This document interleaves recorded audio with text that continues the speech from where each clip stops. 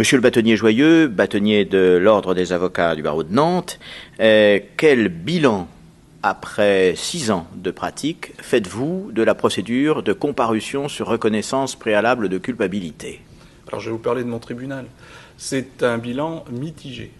C'est-à-dire que moi, dès le départ, je pensais que la CRPC, c'était une procédure extrêmement intéressante puisqu'elle transformait notamment l'auteur de fait, le prévenu, en acteur du jugement au lieu d'être simplement passif, d'attendre le sort qu'on lui faisait. Il avait des décisions à prendre, il avait même, contrairement à ce qu'on dit de nombreux confrères, une certaine stratégie à mettre en place avec son avocat, et je pensais que c'était, sur le principe, une procédure intéressante, qui a été, dès le départ, me semble-t-il, extrêmement mal utilisée, puisqu'on a voulu faire de la CRPC une procédure pour gérer les flux. Et c'est pas du tout adapté, puisque c'est une procédure que j'estime, pour ma part, relativement chronophage, et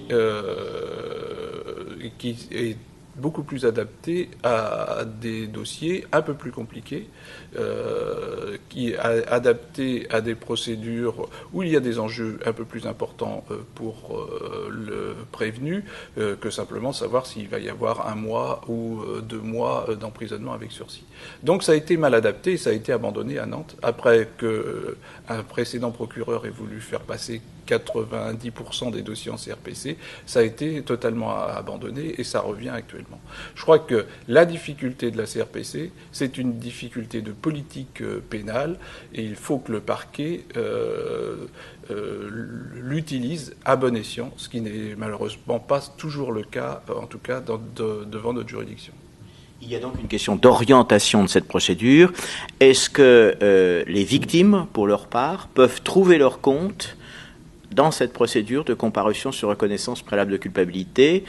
La procédure est-elle adaptée aux dossiers dans lesquels il y a des victimes qui entendent se constituer partie civile? Alors justement non, c'est pour ça que je dis qu'il faut réserver la CRPC à des procédures adaptées, et notamment à des procédures dans lesquelles il n'y a pas de victimes, où il y a uniquement à ce moment-là des victimes institutionnelles. Je pense aux policiers nationaux ou municipaux, par exemple. Parce que la victime, elle, ne participant pas à la première phase de la procédure, se sent complètement exclue et n'intervient devant le juge que lorsque la peine a été arrêtée. Enfin, le principe de la culpabilité, bien sûr, reconnu, et la peine arrêtée. Donc la procédure est extrêmement frustrante pour les victimes et pas adaptée au dossier dans lequel il y a une victime et surtout plusieurs victimes.